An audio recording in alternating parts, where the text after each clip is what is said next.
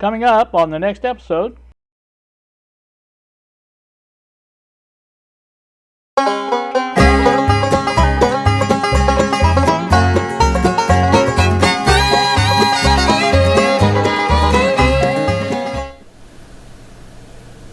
Good morning on a Friday. This is the Friday flap. Getting ready to depart the home station here, and I'm plugging up some stuff and make sure I've got power for this and that, and some Wi-Fi signal in case I need that, and everything will be hunky-dory.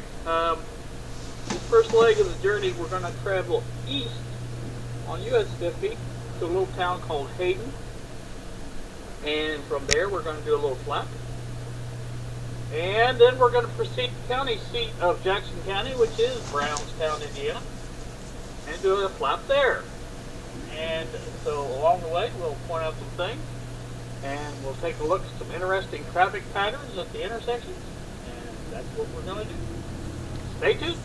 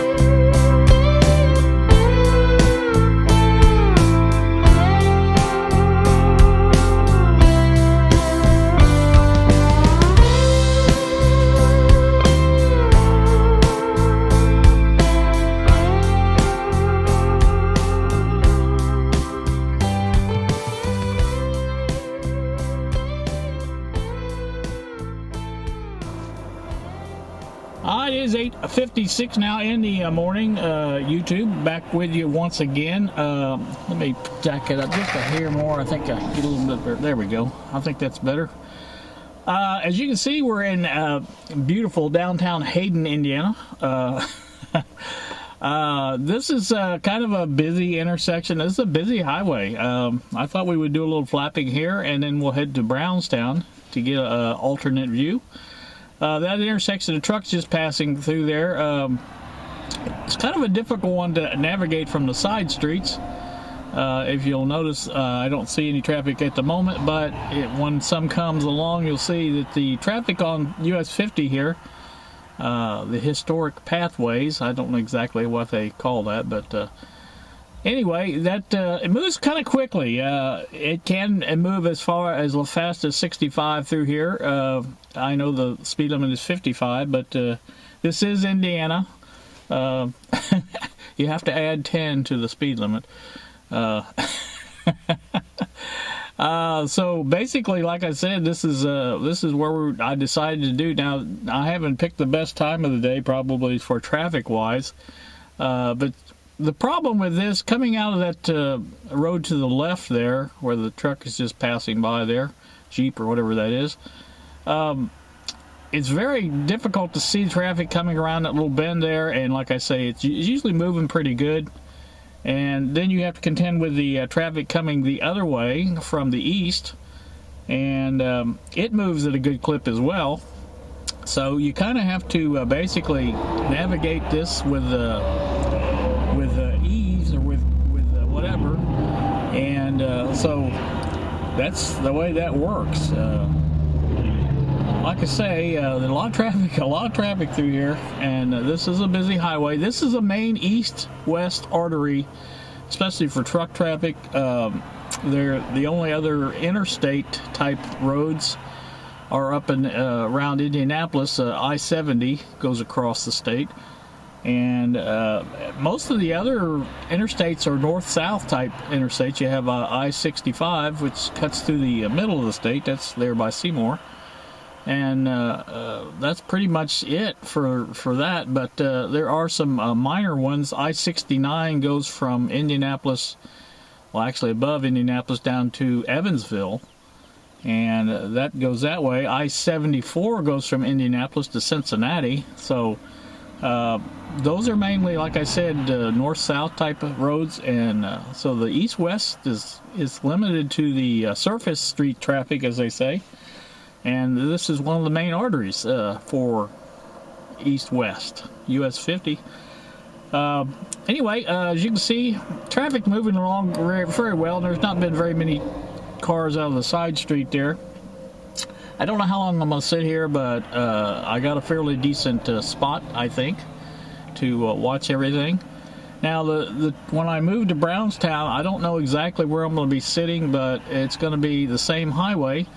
Obviously in a different location, but like I said, this was I thought would be an interesting spot. I couldn't find any roundabouts that we hadn't really explored. Now the one there on I-65, the new one, the double one there at north of Seymour, that one, you know, it's okay, but it's not really a good place to pull off there and try to video.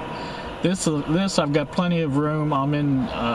There's a right turn lane here, obviously, and I'm well off of that, and so if anybody wants to go by me, there is no problem at all.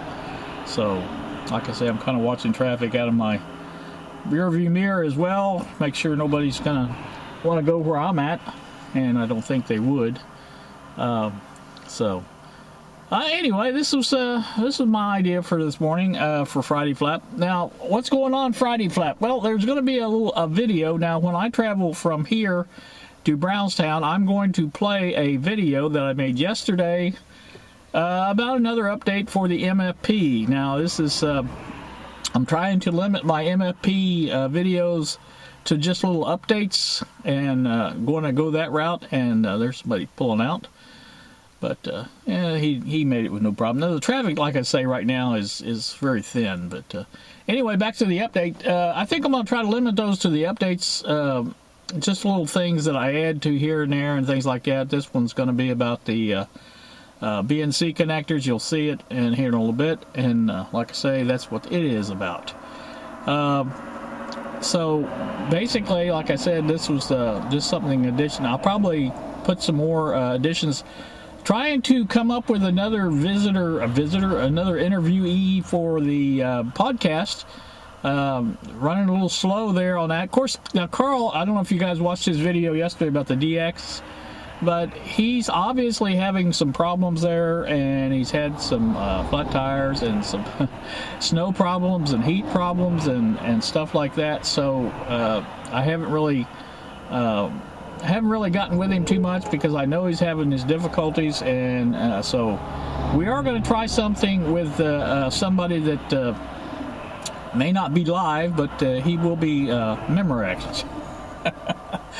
So we're going to try that coming up here soon, and see how that turns out, and hopefully that will come out as well. Anyway, like I said, there's not really much going on other than that. The weather, right now it is 40, let's see.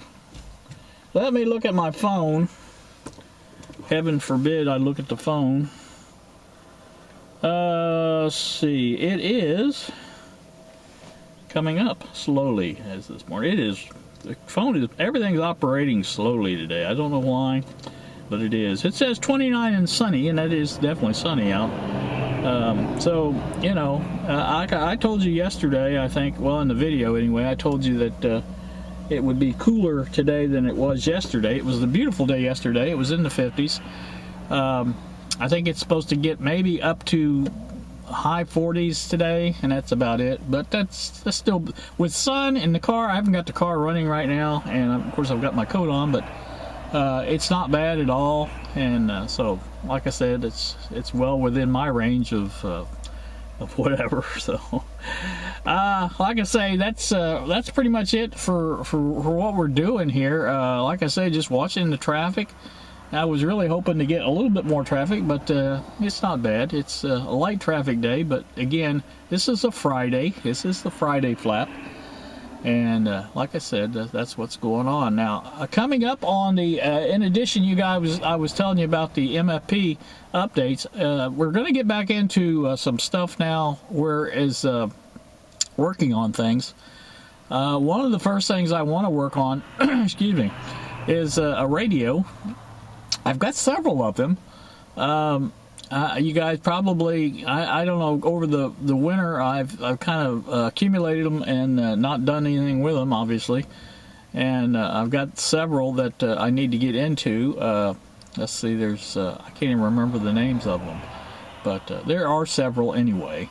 And we will definitely get into those. I want to get this MFP going, so I'll have some kind of rudimentary test equipment there on the bench. If I need something real quick, I can have it. That's what this is supposed to be, a quick and dirty solution for a lot of different things.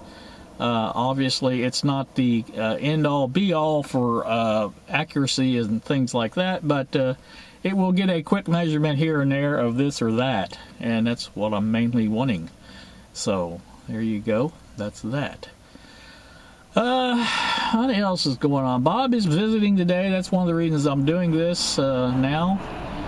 When he visits, you don't hear anything out of him, so that makes my mornings pretty much free. As far as not saying that he takes up a lot of my time, he doesn't. But you know, in case he does say something here or there or whatever, I do try to answer him when he does text me or whatever. And somebody had mentioned about that. Phone. I'm not much of a phone conversationalist. I try to text things like that, and that's where I like to do it, because to me it's a personal communication, but yet it's non-personal communication. Does that make any sense? I just think it's a better way of doing it, and like I said, I've never ever been a phone person. When the phone was the only way to get a hold of somebody and talk to them, there was no texting. My phone conversations lasted maybe, hi, goodbye, hello, goodbye, whatever I had to say, I said it and got off the phone, basically, is what it was. I'm not one for sitting there and talking, hey, how you doing, and going on, how's the weather, Just not like that.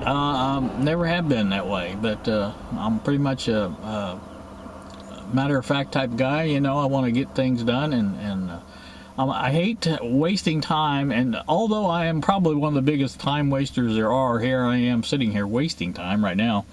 But I feel like, excuse me, I feel like I am doing something, and that's the important thing to me, anyway. If you feel like you're doing something, maybe, it works all right. It makes your psyche work better, I think, and stuff like that. Somebody said something about that, keeping your gray cells busy, and I think that's a valid argument for people our age. And when I say our age, I'm talking about upper 60s, late or early 70s. That's one of those times where you really need to keep active as far as your mind is concerned, because I think that's goes a long way as far as keeping your sanity or wits about you, whatever you want to call it. And so traffic's picking up a little bit. I see people going here and there, coming and going, and things like that. So I'm not going to make this a big long thing here. It's 9 or 8 minutes after 9 now. I think what we're going to do is move on down to Brownstown and see what's happening down there. And as I said before, I'll play with the. I will leave the dash cam running, and I'll put that in a window. But I will play the video of what I made yesterday on the MFP update, and we'll take a look at that now and watch that. And we'll join you a bit in Brownstown. See you then. Good afternoon. It's Thursday edition of DERB at 3:04 now in the PM. It is here. I'm here with you at the bench with another MFP project. Bob seemed to think we might need to isolate these BNC connectors that we're going to have on here. And I kind of agree with him that we might, because of what Jim Asbell said about the ground loops. And that's a distinct possibility. So what I have done is I printed some. You know, me and the 3D printer, I had to use it. But there's the main isolation ring. And that goes on here, like this. Let's see if I can do this. Oops, there it goes. Slides on there like that. Then we would put the in between the chassis, and this is going to represent the chassis. It's a piece of that that I cut out for that meter the other day. But that goes on next, and then we'll go like that. And you can see it sticks out a little bit on the back, and then there's a ring that goes around the whole thing to keep it from touching any part of the chassis. And then next we would have our piece that I've lost. I tell you what, I just had it here a second ago. Oh, there it is, fell down. That's the ground ring for attaching the ground probe, or ground lead of the probe. And then we have a little lock washer there, like that. I'm not really getting you half of you guys in there. Anyway, that's lock washer's on, and the ground ring is on, and there's our nut. And that goes on next. Whoops. There's two ways of putting these nuts on. I don't know if you guys have noticed that, but there's a good way, a right way, and a wrong way. That's the best I can tell you. Let's see if I can get this. There we go. Anyway, it tightens up pretty good. It's not great, but I don't want to get that any smaller than it already is. I think that's fine. I can take the nut driver and tighten it up a good little bit. And like I said, it's on there good secure. It's got a few threads on it, so that's all you really need. But there's our that isolates the ground lug of the BNC. Ground terminal, ground, whatever you want to call it, the probe, BNC probe, from the chassis. In other words, there's no connection there. And to prove that, I'm going to connect this up to my Fluke meter here and put it on ohms. And first thing I'm going to do is connect it here. That's the ground lug of the actual connector. Oops. Help if I could get it on there. There we go. And I'm going to show you that by connecting it to this, well, I won't show you, but I'll tell you. And I'll put that right there. Yeah, 0.3. So that's connected. Now if we go here and connect, there's absolutely no connection whatsoever. I'll go up the scale all the way to the top. And there is no connection at all. So that is exactly doing what it's supposed to do. It isolates that ground from the chassis, and so that's going to work out really fine. I went through a few of these getting this to work, but these are really relatively small, and they really didn't take up a lot of filament or time. It took maybe 3 or 4 minutes altogether to print, both of them. So I did, like I said, a few of them, but I think that's far enough in where it's isolated, and yet it's got threads on it. Now I could go down another 1/2 millimeter probably, but I'm not going to, because I think this is working fine. And if anybody else wants to try their luck on it, go down a little further, that's fine with me. But for me, that's perfect, and that's what I'm going with. And like I said, that will work just fine for that. Now the banana plugs that we use, jacks, whatever you want to call them, do not have this problem, because they do not contact the chassis. They are plastic, and there is no connection between them and the chassis, so don't have to worry about those. And so the only type 2 connectors I'm using is the banana plugs or jacks and these. So I'm going to print up, I think there's 4 or 5 of these I've got to use. One for the BNC or the frequency counter, one for the oscilloscope, one for the function generator. I think 3 is probably all I need. I'll go ahead and print another 3 up. This is not to make 4 with this, so that'll be fine. That'll get everything done we need to get done on it. So now next up is the fish paper. I got busy today, or this morning I should say, and actually found my fish paper. That's the large roll that I bought, as you can see. I got that. Then I bought a different type from, I think, DigiKey or somewhere. But they're both exactly the same, just different colors. I think the other one's Chinese, as far as where it came. This one probably came from China too, though. Come to think of it.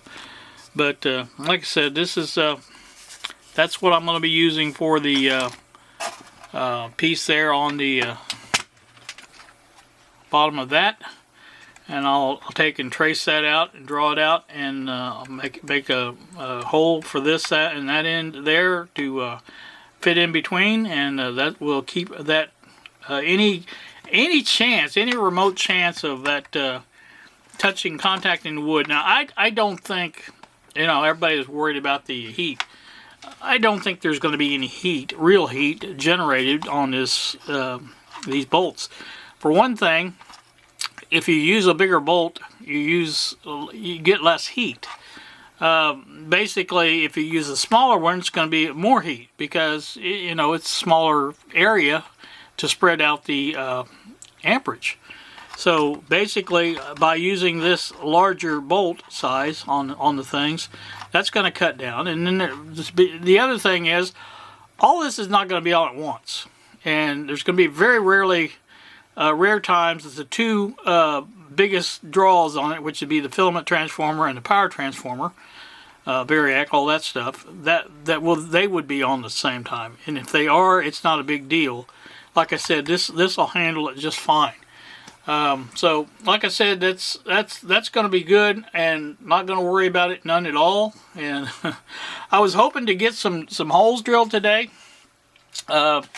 Start off on that, like I said, I have two banana jacks to put in for the DC power supply, and maybe wire it up and see if it works. I think that would have been a good idea, but it's not going to get done today. So this will probably be part of the Friday flap. I do plan on going out tomorrow and doing a flap in the car. It's not supposed to be as warm as it is today, but it's supposed to be sunny. And if it's sunny and near 50 degrees, it's plenty warm in the car. So that's probably what I will do. So that's when this will appear. I just kind of want to do an update on this every once in a while. I don't plan on doing a lot of normal type videos with this. I will just include little update tidbits here and there on my progress, because I know you guys get tired of seeing the same thing over and over and over and over and over again. But anyway, so like I say, I will make some updates, and if I do that fish paper, I may go ahead and include that with this. But like I say, that's the plan on that. So that's about it. I just kind of wanted to show you that the 3D printer will print small parts as well. It doesn't have to be a large part like this. It's just a matter of prototyping. And I kind of enjoy the prototype, especially with something like this. The smaller things like this is kind of enjoyable because, like I say, you make your changes in Tinkercad, and then you take it over to the what do you call it? And oh, that's two pieces there. I forgot. That's actually, there are two pieces in that. That's already got its piece on it, so I forgot. Got to separate that. But anyway, that's another prototype there, and I don't know where the other one went to, but like I say, that's part of it. Anyway, like I said, that's the thing I enjoy. I go in here and make just like this last time that I did on the one I'm using. I cut 1/4 of a millimeter off of each piece, the ring and the inner ring and the outer ring both, and made that just about right. Now I could cut another 1/4 off each one, and perhaps make it a little bit better. I don't know, and I may do that. You never can tell, because like I said, it doesn't cost practically anything, and it's something I enjoy doing anyway. So. But that would give me just a little bit more threads to play with, and I think it would work out just fine. So I may do that, and I'll save the other one just in case. I always save my I name them like test 1, test 2, you know, things like that, and I know which one is which, and that way in case I mess something up and I go too far, I can always go back to the previous one. It's no big deal. So that's the case there. So that's about it going to do me, and like I say, here it is. I was really pleased with the way that's going to work, and I have been pleased so far with everything I printed as far as how it came out and how it's worked for me on the bench. Again, I think my own personal preferences on the 3D prints is doing stuff like this.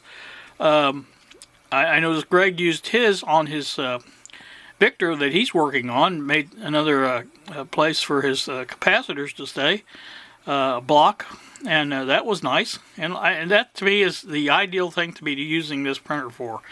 You know, anybody can take a design they get off of the internet and put it into their thing and print it. That's, to me, that's okay if you want that to print, but to me, designing your parts and then printing them out and making them work, I think that's even better.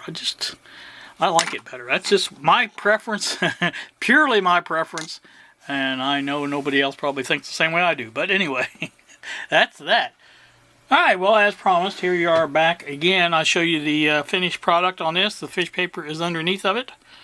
It is secure. It is flat. It is, well, it's just in there where it's supposed to be. Covering up those you know, those bolt heads. Like I say, they were not going to make contact anyway, but this is our 100% sure way of knowing they're not going to make contact with that wood. And like I say, it's not going to matter anyway. But anyway, it is done. So that is in place now, and I really don't have to take it apart again. I can take the top off, put my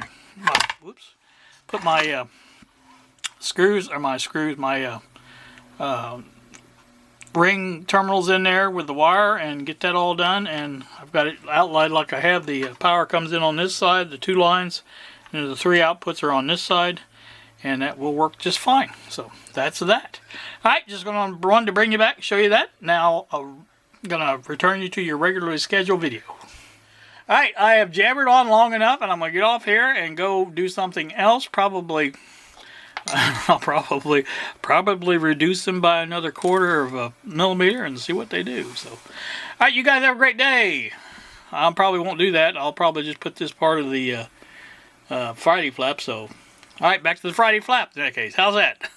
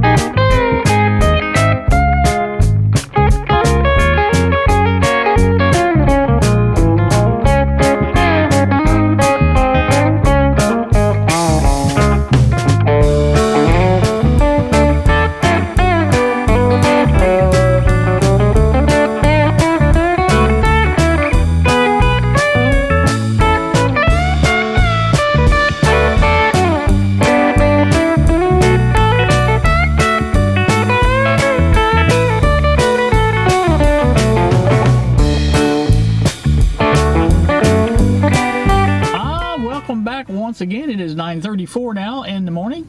We are in Brownstown, Indiana. This is the county seat of Jackson County, Indiana. What you are looking at is the intersection there of US 50, and I say intersection because it turns right there. Heads west to the right there, and traffic coming from the left of your screen is coming from the east, from Seymour. And like I said, this is a fairly good place to sit and watch the traffic flow and talk about what we just saw. We just saw our update for the MFP. I sometimes marvel at the things that the 3D printer will make, the sizes and things like that. Now, that's a pretty small print, you have to admit, and I did go back and take another 1/4 inch off. I say 1/4 inch, 1/4 of a millimeter off of that, and it came out perfect. I mean, it was even more perfect than the first time I said it was perfect. So, like I said, it did work out really nice. Now, I don't get down here to Brownstown much these days. There's a Dairy Queen here. I probably didn't see the sign, but right over to our right is a Dairy Queen, and it is a food service place. The one in Seymour is just ice cream mainly. I think they have hamburgers and things, but they don't have my main thing, which is the chicken strip basket. I love the chicken strip basket. I generally get one of those whenever I'm down here. I don't think I will today because I haven't even had my noodles yet this morning. So I just kind of want to give you a different perspective of the east and west side of Seymour, as far as the east being the first one we did, Hayden. That would be coming from the east into Seymour, and we traveled through Seymour. I don't know how you was paying attention to the window of the dash cam in the video, but we actually made it through Seymour fairly well. I think we stopped for one traffic light, and the rest of them we got the green light on. So I was kind of impressed with that. doesn't take much to impress me. No, it doesn't. So anyway, like I say, Brownstown's it's a fairly nice little town. It's they've got a CVS, obviously. They've got a Dollar Tree down here. They have several different stores and stuff. Like I said, they have the DQ, and they have a Huck's over there. Circle K, of course, and like I say, that's just a natural place to have here in Indiana. Anyway, I don't know where Circle K, how far it reaches, but they're big here in Indiana. I do know that. So the truck there, the Gordon truck that just turned there to the left off of that is 250, State Route 250. And you guys have probably seen me on that route before. It's the windy route that I took sometimes when I was visiting Mom at the hospital, and that's where it goes over there to the other part where we traveled on. But I didn't take that. I haven't taken that. I just kind of, if it's as twisty and turny as the other way, I thought, well, we'll just avoid that. Really. There's no way of no good reason to take it. I was gonna sit in the CVS parking lot. You can see there's a car way back here in the back. I think that would point me at the right direction, I guess. But at the same time, I don't know that it would have been that much better of a shot. I may even go over there and test it out just to see if it is any better as far as shot. Like I said, this gives you the whole intersection right here, so I think this is not a bad place to be. Basically, in a gravel area, there the road that you see right in front of you there goes over to the DQ, and it's kind of the back way into the DQ there if you want to go in that way, or you can go down to the light, turn right, and then go into the front way of the DQ. But like I said, let me take you over here and show you the DQ. There you can see, that's what I was talking about. This is kind of the back way into it. There's a road goes around here like this, and then comes over here, and then there it is.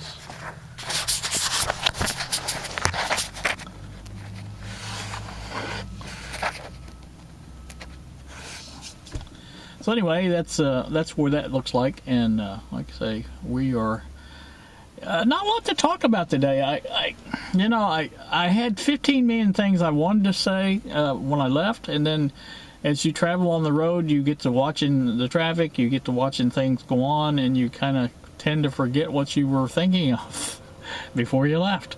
I don't know. That's just part of those gray cells, you know what I'm talking about. You got to keep them active. You got to keep them flowing. And so that's what I try to do, but it doesn't always work out. So, anywho, that's that. Like I said, I think what I was going to say mainly was due to what was coming up as far as I think I mentioned the podcast, and we are working on that still, and like I said, we are hoping to get some more interviewees and get that taken care of. Buddy was one I'm hoping to get, and he hasn't gotten back with us yet, but I'm assuming he will, and he would be an interesting person to have on, I'm sure. A couple other people that, again, they're not totally electronics people, but at the same time, they would be interesting to have on. So we're working on getting people to do it. It is a little bit of a, I won't say a stretch, but it's a bit of inconvenience for them because they have to appear live on the video and things like that. Maybe some people don't like that so much. I don't know, but we also have plans to do each other, Carl and I, eventually. I was wanted to do that this coming week, but like I say, Carl's been busy with some stuff, and like I say, he's got his own thing to do, and I have my things to do. So, like I said, it just works out that way sometimes. So, not a big deal. Not a big deal at all. So basically, like I said, I just kind of wanted to get a different perspective of the east and west of Seymour, and Hayden is where I was at before is not really it's a wide spot in the road, as they say. They do have, I think, maybe a store there. If you turn off the side street there, I think there is maybe a store in there, but really it's just probably at one time it was a town as far as being a vibrant part of the community and things like that. But they have a school there. They have several different things there. Then if you would have traveled down the road just a little bit more, there's a auto parts wrecking yard, Ebbing, that's down there. And there's a trucking gravel type place in behind there as well, where a lot of trucks come in to get gravel. Maybe a quarry, I don't know exactly what you'd call it back here, but that's back there. There's a lot of truck traffic on that road. So anywho, now the truck traffic here is not as bad. Obviously, a lot of the trucks that we saw on the road previously were going to Seymour or to I-65. To get on to I-65, that's a corridor, like I say, to US 50 goes over to across 65, and truck traffic travels there to get going north and south as well. So that's about it, I think. Like I said, I haven't had my noodles yet this morning. It's 9:43. By the time I get home, it'll be time for pills and noodles, and I'll be able to get this uploaded and into the computer and get it in a semi-watchable state. I'm just looking at the camera. It looks like it's tilted back a little bit, so if I'm a little lower than I should be, I apologize. Sometimes it's hard to judge, because I'm not looking at the what you're seeing. I'm looking at the lens right there. So, let's see what else is going on. Not much else. The weather, of course, is beautiful. It's like I say, it's changed for the better. I was watching Restored's video last night. I watch them pretty much every time they're on. They did a live will it start type vehicle on a 35 Ford truck, and had some problems, Now, I can understand their problems, because from the limited times that I've done the lives, there are problems that creep into it.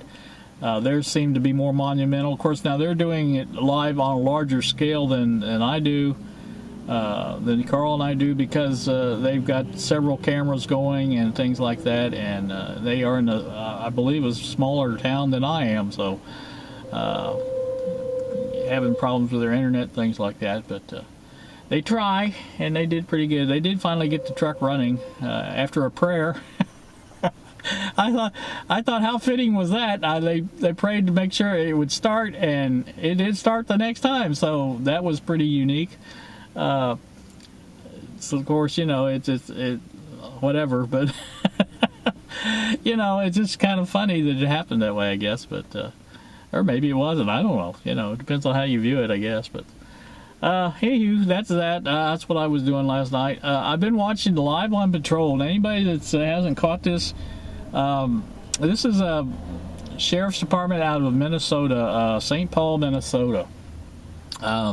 It is actually the sheriff himself, Bob Fletcher, and his partner, Scott's his name. Let's see.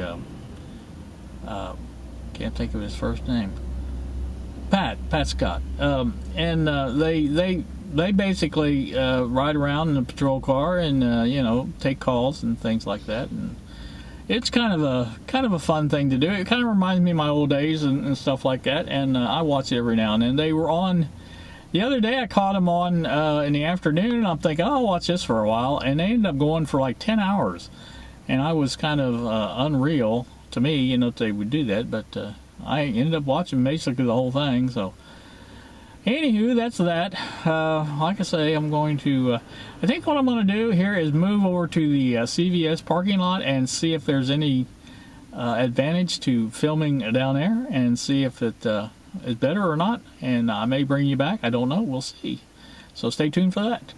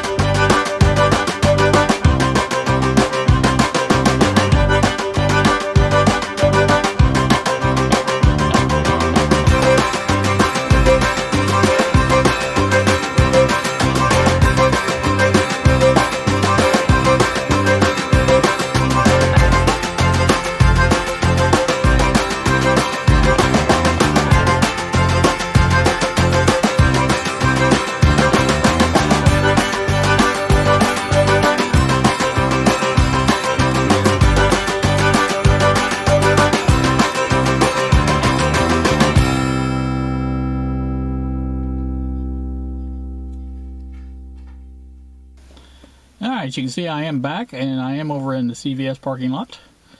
No real advantage to this, I don't think. In fact, I believe I had a better view the other side I was on. Still the same intersection, but you can't really see the traffic because I'm not down close enough to the road. So anyway, like I said, just a different perspective. And I think I'm at an angle enough to where I can see mainly the intersection. That widescreen of the dash cam covers quite a bit, and I'm sure it covers it very well there, the intersection. So didn't really mean to make another big long section here, so I'm just going to say, you know, I wanted to show you the different view that we have from over here, and see if it's any better. You guys can let me know in the comments if you think it's better, worse, whatever.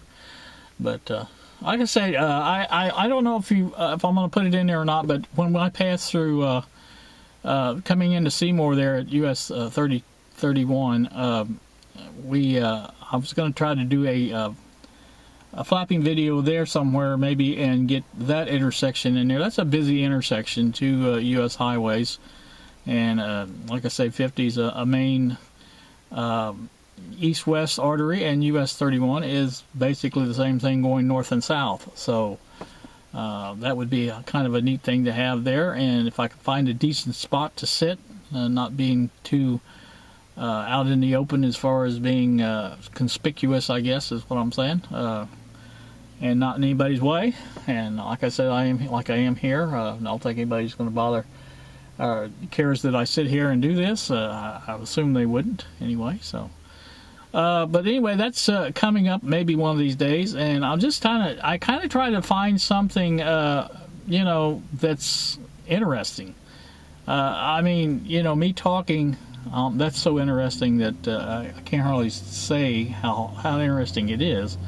But at the same time, yeah, that was a joke, people. Like I said, at the same time, I think it's just something. If you've got something to watch while I'm talking, maybe you think, well, he's not quite as boring as he was. I know Bill has a lot of problems with his thinking his videos are boring, but Bill, you're not that boring. You're a unique guy, and you're a funny guy, and I want you to know that we all appreciate you and making videos and things like that. And so whatever you do, we appreciate it.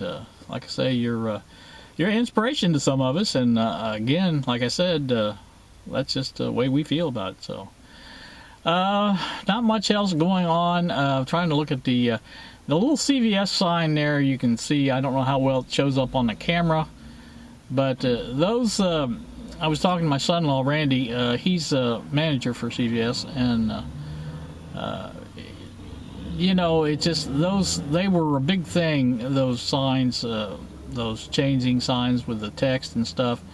And I think CVS was into them pretty heavy about when they first came out. Now the store he's at in North Vernon, I think theirs doesn't even work anymore, and he was trying to get me to help him get it working, and like I said, I did what I could, but I really don't know anything about those signs that much. So anywho, that's just kind of a unique thing, because corporations like CVS, big corporations, that they come up with this and that and everything else. They try to make something happen as far as their retail business and stuff, and it doesn't always work out. There's case in point with the sign. Now down here in Brownstown, they're still using it, obviously, and they use the one in Seymour as far as I know. I believe it was operating as I came by. So like I said, it's just interesting to note on how they handle stuff like this. And I think CVS is one of the places that are doing the vaccines. Now I do have to go back for mine come Tuesday. I think it's at 2 o'clock in the afternoon, and I'm hoping that's just as easy as it was the first time. Roll in, roll out, and I'm done. And then I have to go back to get blood work done at my doctor's office. Not really looking forward to that, but that's just part of it, I guess. That's on Wednesday, and so my 2 days next week are shot. As far as I don't say they're shot. I try to get things done like that in the morning if I can. Now the afternoon appointment for the shot won't take long, I don't think. It's just maybe 15-20 minutes out of my day. As far as that won't be too bad. And I should be fully vaccinated then and be ready to face the world, as it were. Go maskless. And I have been mostly maskless all my life, or mostly all during this period anyway. The only time I've wore my mask is when I'm at the doctor's office, which is kind of stupid if you ask me, but that's just me. And I think I maybe one or other time, well, when I got my shot, when I went to the hospital to get the shot, and I'll have to wear it again Tuesday. But other than that, I haven't worn it because I haven't gone out. I don't go to stores, and other than picking up my groceries at Walmart, that's all I do. I don't go into stores. Not saying I never did. I always used to, but I haven't lately. Just haven't felt the need to go into stores and stuff like that. And there when they first started offering it to Home Depot, the pickup service, I would go in and pick up my order like that. There's no sense to me in walking around a huge store like that. When you can do it online, get your order in and go. You pay for it. You pick it up at the service desk. You walk into the door. Right there's the service desk. Pick up your order and walk out. That's so much more convenient to me and more time saving even too. than it would be to go walking through that store trying to find every little part that you're looking for when you basically let them do the shopping for you. Same with Walmart, and you know you're gonna get the same stuff. It doesn't matter. So that's just the way I do it, and to me it's just a better way of doing things. So all right, well, as I said, I wasn't gonna make a long thing here. I think we're gonna end this here.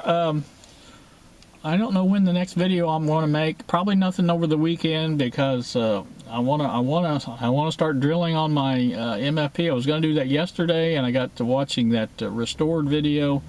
That took a lot longer than they thought it would. It was over 2 hours to get the truck running, and so like I said, I got watching that, and time I got done watching that, it was bedtime. So didn't get much done on the MFP, but I want to drill the holes for the DC power supply.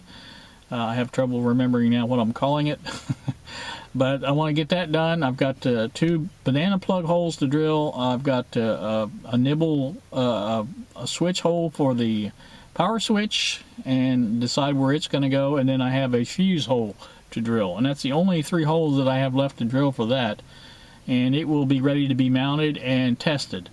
And that's what I plan on doing. I have parts coming in. I got parts yesterday.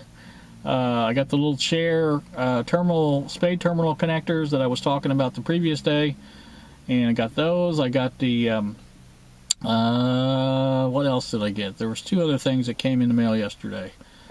Anyway, it wasn't a big deal one way or the other. Oh, some nuts for that I ordered, the hardware, 10/32 maybe. I can't remember exactly what size they were, but I think that's what they were.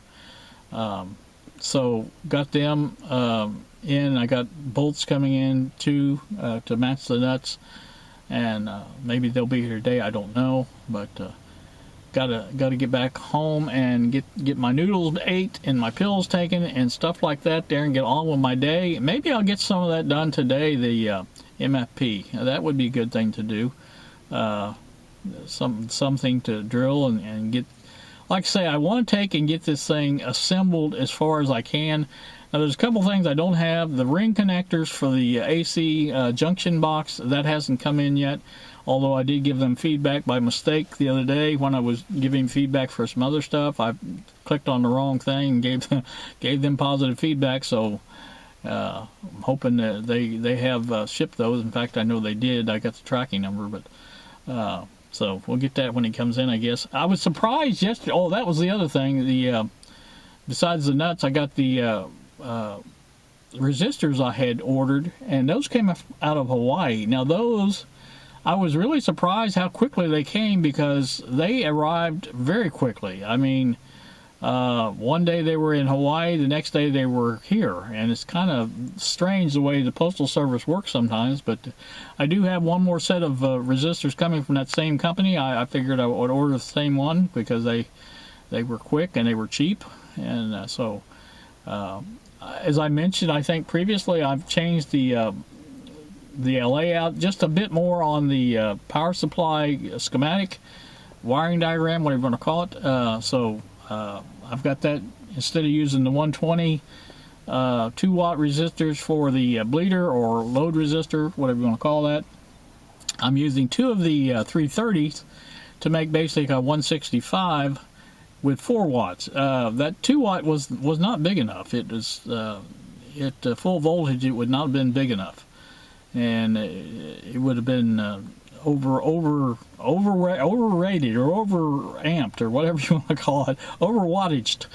And so I thought, well, I'll go ahead and do this way, and that way it gives me a little bit more resistance, and gives a better. I get 4 watts now instead of 2, so that will work out better. I think it was actually a 2-watt. It was over 2 watts that it was going to be pulling at full voltage. Now, there's very rarely it's going to be full voltage, but at the same time, you kind of want that capability if you have to have it. So that's what I did it for. So here I am talking more about everything, and I told you I was about ready to quit. So I am going to quit now. You guys have a great day. I really do appreciate you guys watching. I know I say that a lot, but I really appreciate it. That was my pillow alarm went off. I don't know if you heard that on the video or not, but So you guys have a great day. Thanks for watching, and we will see ya.